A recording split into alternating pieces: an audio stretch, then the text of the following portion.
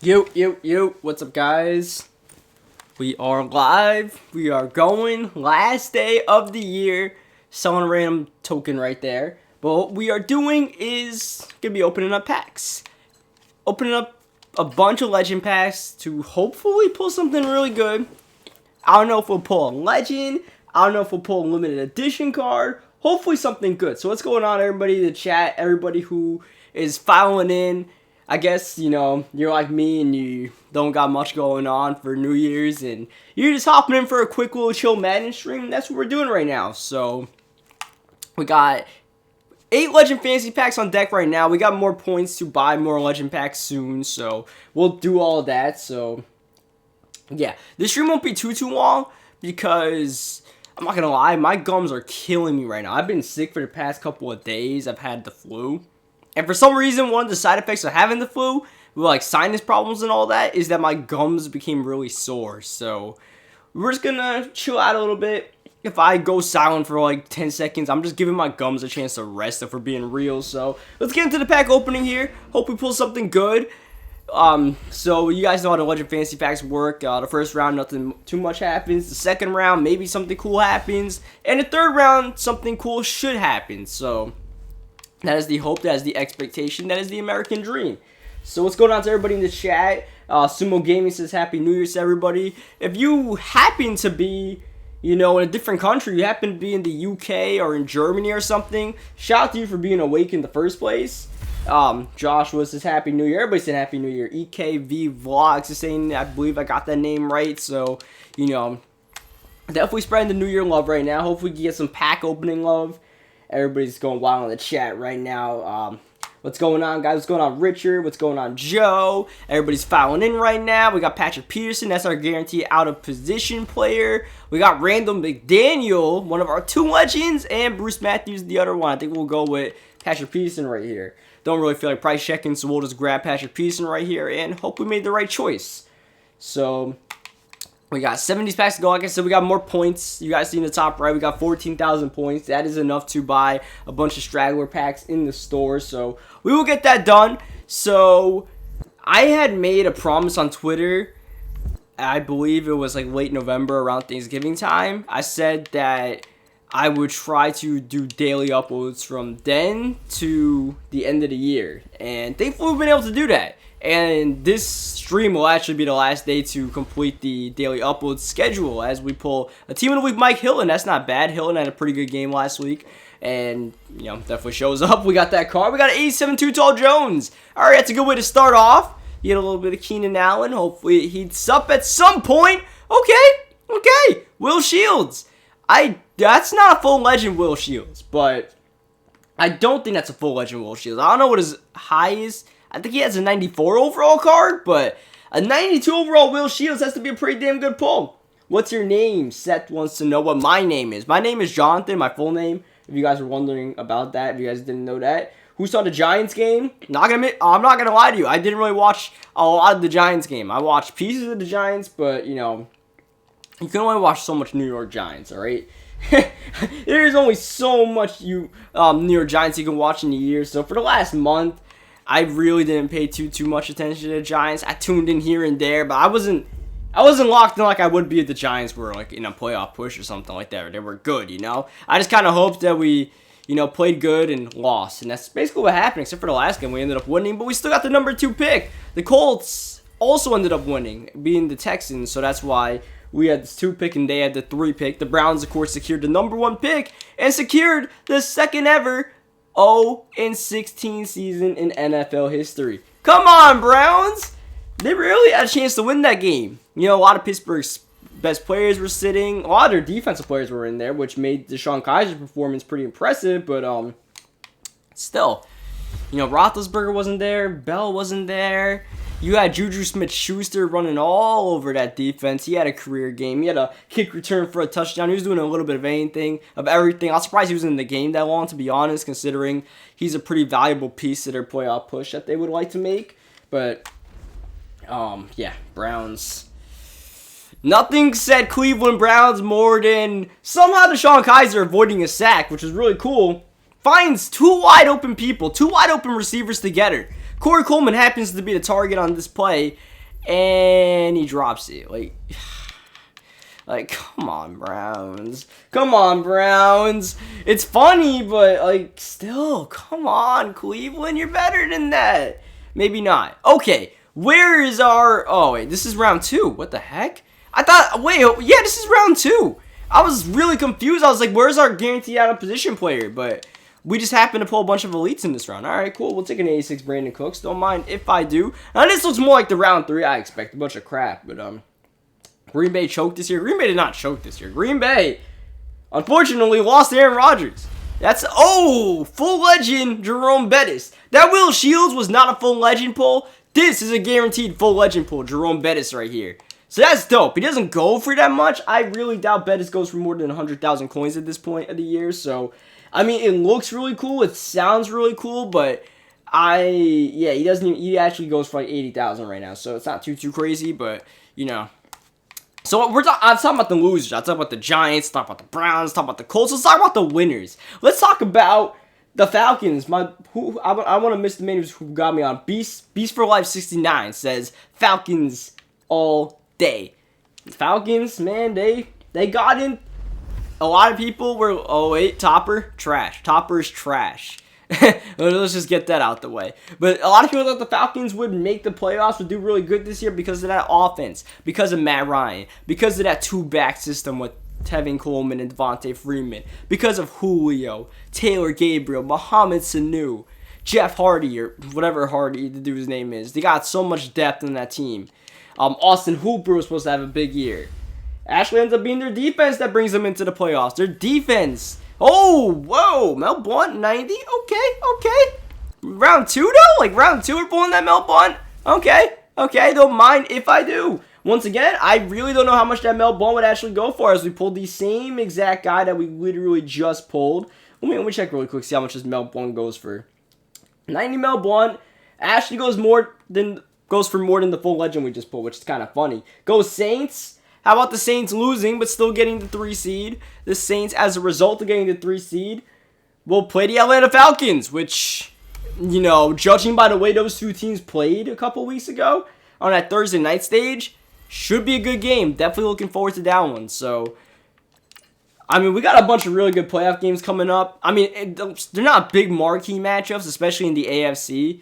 Like, the AFC's, like, got some disgusting-ass matchups. And it doesn't even matter who plays in the AFC wildcard round because the Steelers are going to make the playoffs. But you got Saints and Falcons, which actually, yeah, I believe it's Saints and Falcons, right? Am I messing this up? Or is it Saints and Panthers that play? Falcons play the Rams. Okay, yeah. I actually had that messed up. So the Saints play the Panthers. That's the premier matchup.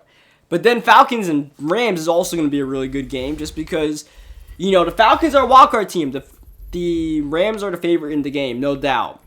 But at the same time, any team out of the 6 teams that are in the NFC playoff picture can make it to the Super Bowl. In the AFC, probably going to be the Patriots, barring some ridiculous miracle. Like, it's just the way it is, right? But still, it's playoff football. Wildcard round should be great. You got Bills in the playoffs for the first time since 1999, folks. 1999.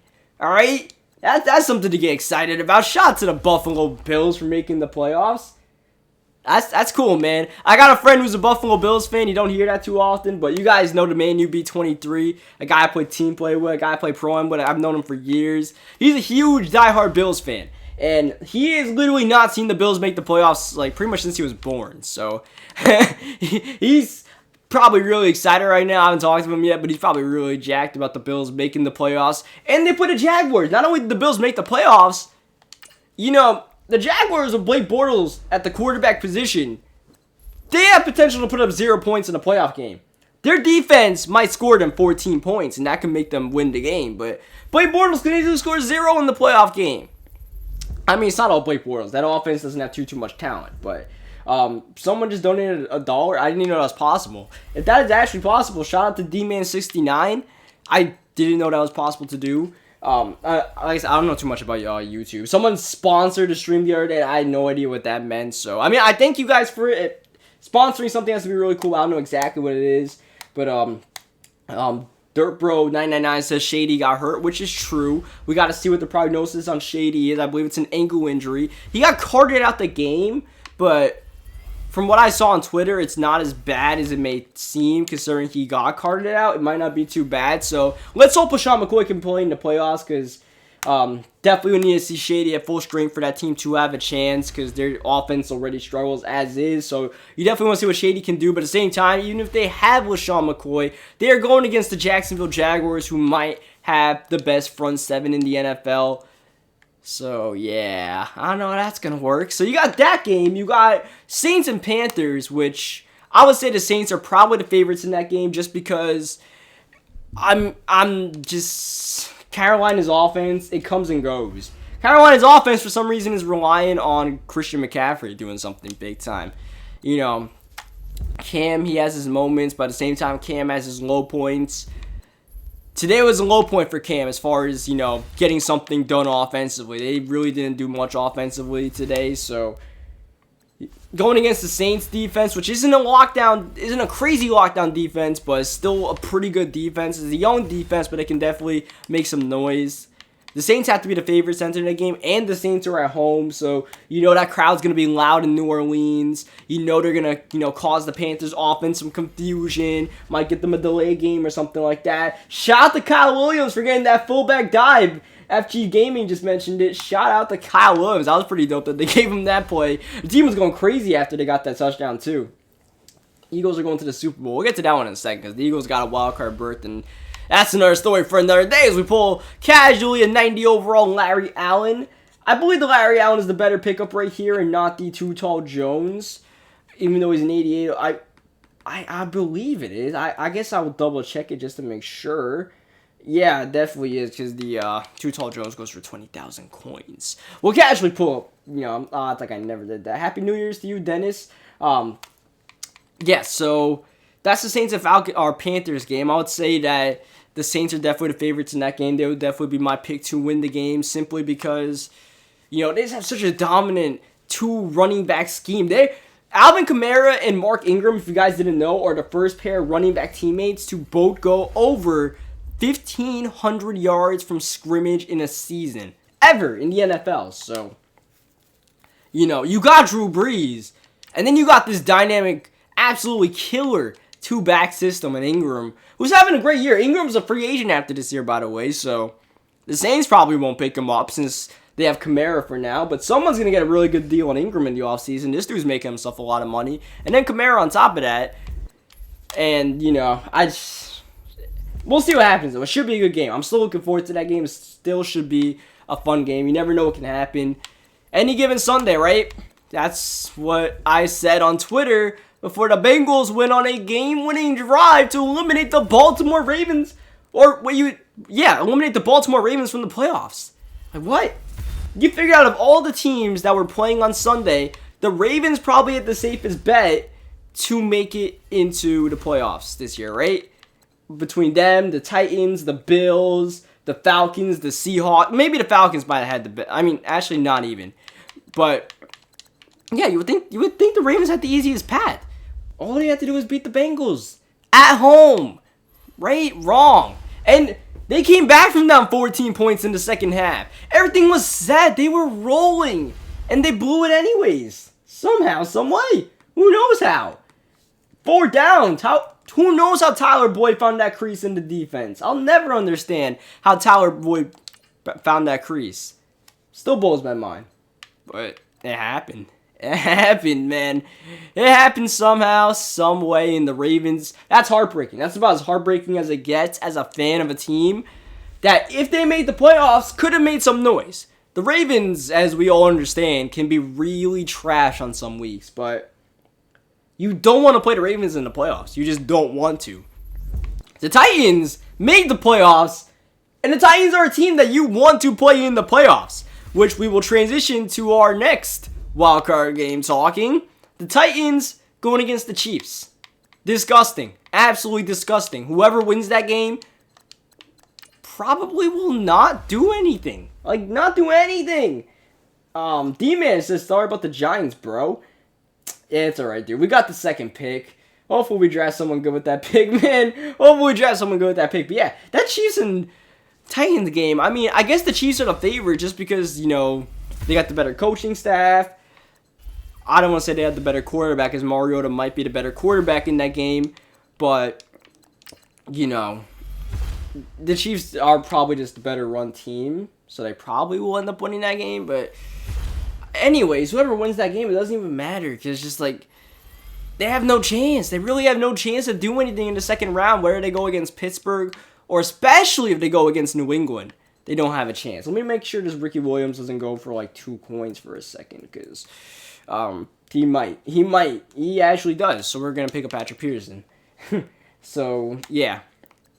I really would say that the Chiefs are the favorites in that game. It'll be a good game. It's just that, I don't know, man. They're just not two pure playoff teams. There are probably better teams in the NFC that didn't make the playoffs, like the Lions, like the Seahawks, like the Cowboys, that could have put on a better show than Titans and Chiefs, you know? Just, I mean, the Chargers might have been able to put up a better showing in the playoffs than the Chiefs. But at the same time, you know, the Chiefs, they have a way of being just good enough to win games, like against the Titans. So, you know, I mean, the Chiefs got Kareem Hunt, they got Kelsey, they should be good enough, right? Should be good enough. And then you got the Rams and the Falcons.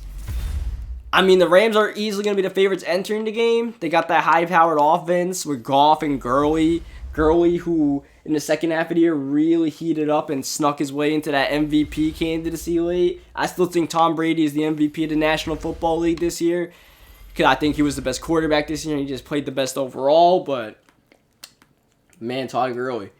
Todd Gurley really showed his worth in his last game that he played in the regular season against the Titans. They lost the game, but the only reason why they were in that game in the first place was because of Todd Gurley.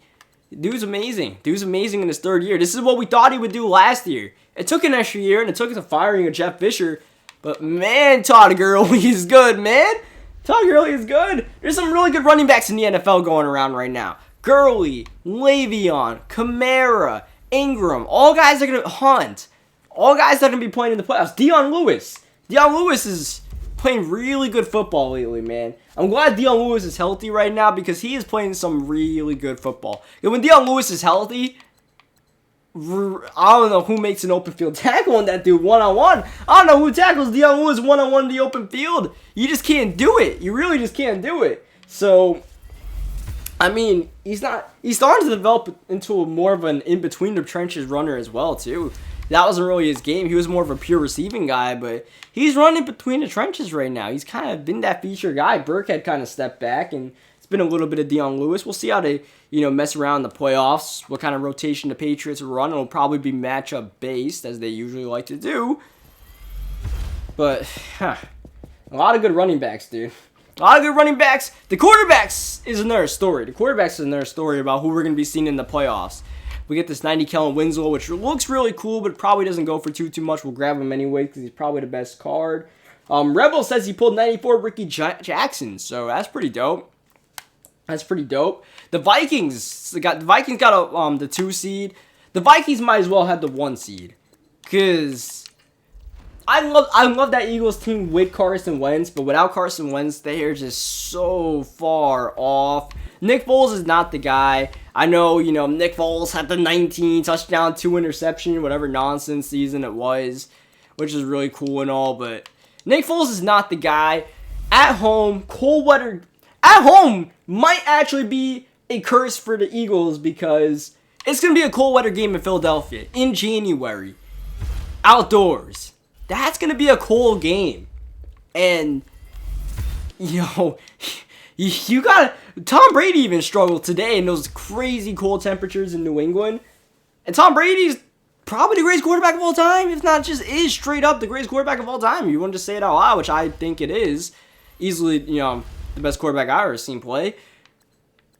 And he struggled. He was struggling to put something together today. You put Nick Foles out there, Nick Foles against, I guess the best case scenario for the Eagles would be to play against the Falcons. Or actually, no, the best case scenario for the Eagles would be to play against the Panthers, I think. I think the Panthers, besides the Eagles, might be the lowest threat. Kanye Parrish says, Cookie, love your videos. Them highlights, though. I actually probably be doing a highlight video. I got to add one of those soon. Try to get it out maybe tomorrow, actually. If I can get some time to do that.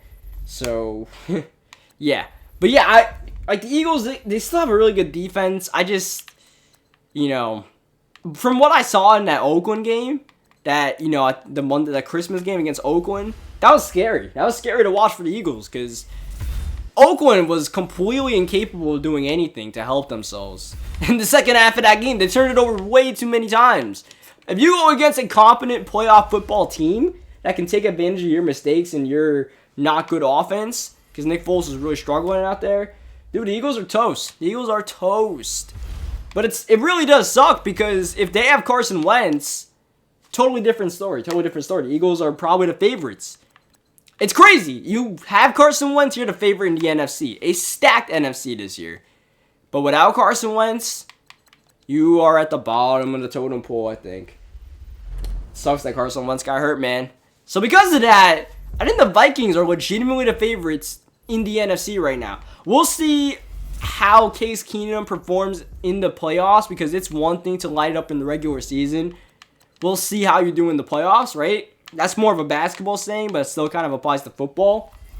We got to see what Case Keenum will do against, let's say a Falcons defense that comes prepared. The LA Rams. The Rams and the Vikings played in the regular season. Vikings won that game. It was close in the first half. I believe the Vikings got a stop near the goal line that kind of changed the game up, and the Vikings ended up running away. And the Vikings will be home for that game as well as that regular season game they were home for. But still in the rematch, you never know what the Rams might be able to pull out. There's a lot of good. Actually, I don't think they would be able to play the Falcons because the Falcons are the 6th seed. I don't think there's any way to be able to play the Falcons. If they play the Saints, they give them good games, but at the same time, I just feel like the Vikings are the most complete team right now. Garrett brings up a really good point. He says, imagine the Vikings had a healthy Dalvin Cook. Because Dalvin Cook feels like a distant memory, but Dalvin Cook was killing it when he was in there for the Vikings, right? Vikings O-line was giving him some good lanes, and Dalvin Cook, once he got to the second level, was making moves. But, man, I still think the Vikings are the most complete team out there. Because as long as Keenum is able to do what he's done this year and manage the football game and let that defense go to work, because that's where Minnesota's bread and butter is. As good as they've been on offense, they got Thielen, they got Diggs, they got Rudolph, they got Latavius Murray who's doing okay. They really make their bread and butter on that defense with the big beefy dudes on the D-line, with Everson Griffin, with, all those guys inside. You got Kendricks in the middle. You got Anthony Barr, linebacker. You got Harrison Smith deep. You got Sendejo deep, who's decent. You got Xavier Rhodes trying to shut down the best wide receiver. A lot of good cornerbacks in this year's playoffs, by the way. You got Desmond Trufant for the Falcons. You got Lattimore for the Saints. You got guys like, even not like top guys. You got like the Trumaine Johnsons of the world, whomever else, right? You got Malcolm Butler's of the world. You got Artie Burns, who has, been a pretty damn good corner for Pittsburgh this year. I'll say Artie Burns is probably having a top 20 cornerback season this year for Pittsburgh. Because, he hasn't been, Darius Slay shut down, but whenever I watch the Steelers, I just become more and more impressed with what Artie Burns does, because he's just playing really good. Thoughts on Michael Thomas. Michael Thomas is good. Michael Thomas is a legitimate number one receiver. Definitely going to be someone that, you'll need a lockdown corner and a little bit more to shut down in the playoffs. So, Sean McVay, Coach of the Year. I think, there's a lot of good candidates for Coach of the Year, man. Like, Doug Peterson is one that comes to mind. Led the team to the 1 seed on both sides of the ball. Sean McVay for turning around that Rams team that no one really thought would make the playoffs. Because there's a lot of teams, especially in the NFC, the top 5 seeds in the NFC playoffs this year didn't even make the playoffs last year. So there's a lot of candidates for, damn, that guy's probably Coach of the Year. Kind of like in basketball, every year you could give the award to Greg Popovich, right? Every year you could give the award to Bill Belichick if you really wanted to. And no one really complained. And yeah, Bill Belichick, this year, you can make the argument that, someone said Sean McDermott. That's cool, the Bills made the playoffs, but I don't think they're giving it to McDermott. Bill Belichick loses Dante Hightower, loses Julian Edelman, loses all these dudes all over the place, all these injuries, and the Patriots just still churn out the 1 seed in the playoffs. Like, I'm just saying, right? Bill Belichick won't win Coach of the Year, but you can make the argument pretty easily that, yeah, Bill Belichick, if his name was Sean McVay and not Bill Belichick, if it was Joe Schmo and not Bill Belichick, and it wasn't, 5-time Super Bowl champion Bill Belichick that everyone knows and wins every year, so no one wants to give him the award, and he has Tom Brady as his quarterback, you give it to him really easily. So let's see what we pull. Let's see what we pull out of all that, right? So since Bill Belichick won't win it, there's a lot of good names out there. You got Mike Zimmer, who's leading a great Vikings team. You got Doug Peterson. You got Sean McVay. I think one of those three would be my candidates to win it. I really like what the Vikings done this year, but I feel like the Eagles having the better record trumps what the Vikings did, because the Eagles entered the last game 13-2 and they rested some of their guys, so they ended up going 13-3. Absolute stinker with the Cowboys, by the way. The hell was that game? What in the world was Eagles versus Cowboys? 0-0 at the start of the fourth quarter. Only touchdown goes up because of Bryce Butler, and even Dan Bailey couldn't kick, and Dan Bailey makes everything, and Dan Bailey all of a sudden can't make a damn thing, right? Like, that was a weird game. Your birthday's on New Year's Day. That's kind of crazy. You guys celebrate all sorts of different ways. Shout out to you, dude. So, when your birthday comes, happy birthday to you, man. Happy early birthday to you, man. Eagles 13-3, Vikings 13-3. Yeah, I didn't even realize I had the same record after all. That's interesting. I think the Eagles still got the 1 seed. But at the same time, Vikings might as well be the 1 seed, because I really don't see the Eagles making it past that first round unless maybe they play Carolina. Dan Bailey missed 4 straight field goals. Dan Bailey, everybody likes to bring up that stat. He was the all-time leading kicker in NFL history. Yeah, I don't know how that ended up. That went south pretty quickly. Did you get my highlight? I don't know if I did. I wouldn't be able to remember. There's just a lot of videos that I get per week, man. What's up, Wolfie Skits, who's going off in the chat? So, let's see. What am I even doing right now? I don't know what I'm doing. So, your birthday's after Thanksgiving. I think we're pretty set on the packs right now, actually. So, after all of that, we didn't pull anything too crazy. Our best pull was the Jerome. Actually, our best pull was not the Jerome Bettis. It was the Mel Blount, right? It was the Mel Blount that goes for like 90,000 coins. Carson Wentz isn't bad, dude. And Jared Goff isn't. They're both good quarterbacks. I don't know what that's all about. Comeback player of the year, maybe Keenan Allen. Keenan Allen was banged up 2 years in a row and came back and had one hell of a year. So, I really can't think off the top of my mind who the comeback player of the year is, but Keenan Allen's definitely a good bet for it. Justin Tucker, best kicker of all time? Yeah. I wouldn't argue. I mean, Adam Vinatieri is that dude, but as far as pure field goal percentage, like, Justin Tucker is nuts. This dude just bangs 50-yarders like it's nothing, man. Like it's absolutely nothing. Bucks beat the Saints.